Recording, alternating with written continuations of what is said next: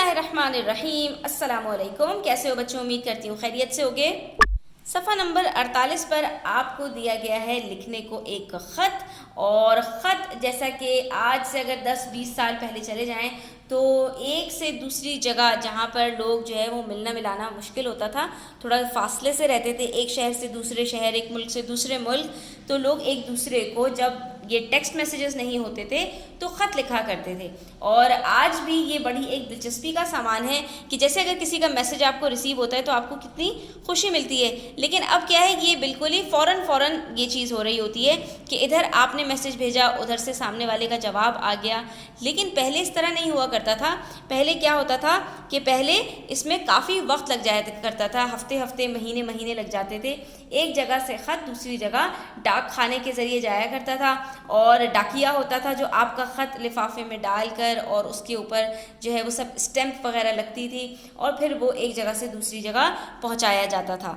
تو یہ ایک طریقہ تھا پہلے جو ہے وہ اپنے مراسلات بھیجنے کا. تو اب ہم دیکھتے ہیں کہ ہم آج بھی اس چیز کو، روایت کو کس طرح زندہ رکھ سکتے ہیں.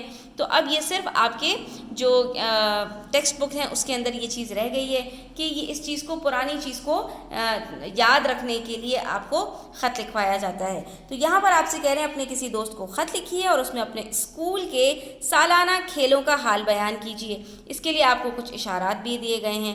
تو اب آپ اپنے دوست سے بات کر رہے ہیں تو یہ آپ کی جو ہے وہ غیر رسمی خط ہوگا، یعنی جس کو ہم انفارمل لیٹر کہتے ہیں. کہ یعنی اس میں آپ رسمی گفتگو نہیں کریں گے، آپ اس میں فارمل نہیں ہو جائیں گے کہ آپ جناب اور ایسا تو ویسا، یہ ساری باتیں آپ نہیں لکھیں گے، بلکہ اس میں آپ جس طرح سے دوستوں سے گفتگو کی جاتی ہے اس طرح سے بات چیت کریں گے. ٹھیک ہے، یعنی کہ بڑے اچھے ماحول میں آپ بات کریں گے. اور اس کے لیے آپ کو بتایا گیا ہے کہ کھیل کب اور کہاں ہوئے، مہمان خصوصی کون تھا، کھیل دیکھنے کے لیے کون کون لوگ آئے، کون سے کھیل کھیلے گئے، سب سے زیادہ دلچسپ کھیل کون سا تھا اور کیوں، کیا آپ نے بھی کسی کھیل میں حصہ لیا، کیا آپ کو کوئی انعام بھی ملا، بہترین کھلاڑی کس کو قرار دیا گیا.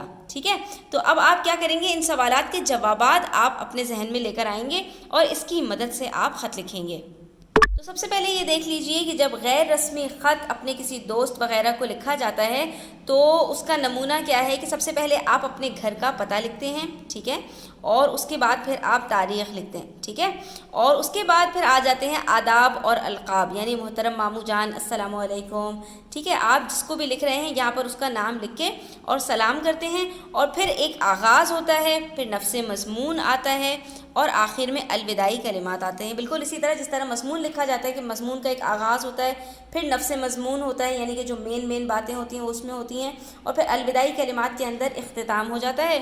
اور آخر میں آپ اللہ حافظ کہہ کے جو اپنا تعارف ہے وہ کروا دیتے ہیں اور آپ بتا دیتے ہیں کہ آپ کا نام کیا ہے. سب سے پہلے تو ہم نے اپنا پتہ لکھ دیا، آپ اپنے گھروں کا پتہ لکھ دیجیے گا یہاں پر. ٹھیک ہے. اس کے بعد تاریخ لکھیں گے، اور پھر القابات میں نے لکھا ہے عزیزی مریم، آپ یہاں پر اپنی سہیلی کا نام لکھ دیجیے، پیاری مریم. ٹھیک ہے. کچھ بھی لکھ سکتے ہیں. اگر آپ لڑکے ہیں تو آپ اپنے کسی دوست کا نام لکھ دیجیے، اور پھر لکھیے السلام علیکم، اور پھر آپ بات شروع کیجیے. میں بالکل خیریت سے ہوں اور امید کرتی ہوں تم بھی خیریت سے ہوگی. یہاں کا موسم کافی خوشگوار ہے، اپنی طرف کا حال احوال سناؤ، یعنی اپنی طرف کا جو ہے بتاؤ کہ وہاں پر موسم کیسا ہے. ٹھیک ہے. اس کے بعد پھر اب ہم آ جاتے ہیں مین بات کی طرف کہ ہمیں کس چیز کے بارے میں بات کرنی ہے. ہمیں اسکول کے سالانہ کھیلوں کے بارے میں بات کرنی ہے، جو ہمارے ہاں ابھی کھیلوں کا جو مقابلہ منعقد ہوا. ٹھیک ہے. ابھی چند روز پہلے ہی ہمارے اسکول میں سالانہ کھیلوں کا مقابلہ منعقد ہوا. ہم سب کو اسپورٹس کمپلیکس میں مدعو کیا گیا. مدعو کا مطلب دعوت دینا، یعنی ہمیں وہاں پر بلایا گیا.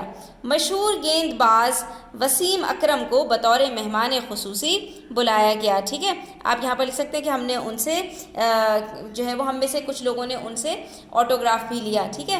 کھیل دیکھنے کے لیے تمام بچوں کے والدین، بہن بھائی اور کزنز وغیرہ بھی آئے ہوئے تھے. مختلف کھیلوں کے مقابلے ہوئے جس میں رسہ کشی کس کو کہتے ہیں، جو ہے وہ دونوں طرف سے ٹگ آف ورڈز کو انگلش میں کہتے ہیں، دونوں طرف سے ٹیمز جو ہے وہ رسی کو کھینچ رہی ہوتی ہیں اپنی طرف.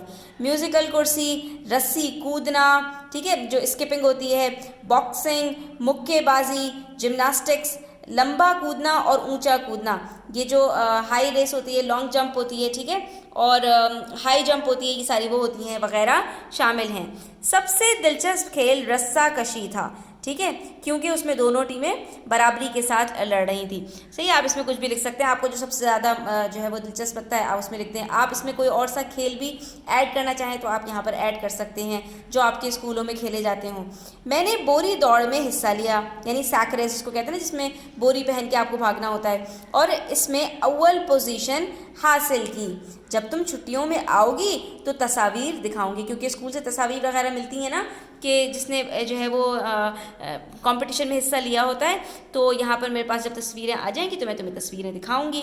اچھا اب اجازت دو، اب ہم اختتامیہ کی طرف جا رہے ہیں، اپنے الفاظ کو ختم کر رہے ہیں یہاں پر کہ اچھا اب اجازت دو، سب گھر والوں کو میری طرف سے سلام، میں تمہارے خط کے جواب کا انتظار کروں گی، یا میں تمہارے خط کے جواب کی منتظر رہوں گی۔ اور اس کے بعد پھر آپ یہاں پر لکھ دیجئے اللہ حافظ تمہاری سہیلی ماریہ، ٹھیک ہے، اپنا نام یہاں پر آپ کو آخر میں بتا دینا ہے۔ تو یہاں پر ہمارا خط مکمل ہوتا ہے۔ امید کرتی ہوں بچوں آپ کو اچھا لگا ہوگا، سمجھ بھی آ گیا ہوگا۔ اگر کوئی چیز سمجھ میں نہ آئی ہو تو ویڈیو کو فارورڈ ریوائنڈ کر کے دیکھ لیجئے گا، کامنٹ سیکشن میں پوچھ لیجئے گا، اور ویڈیو اچھی لگی ہو تو لائک کیجئے گا، اپنے فرینڈس کے ساتھ شیئر کیجئے گا، چینل سبسکرائب نہیں کیا تو سبسکرائب کر لیجئے گا۔ اپنا خیال رکھیے گا، اللہ حافظ۔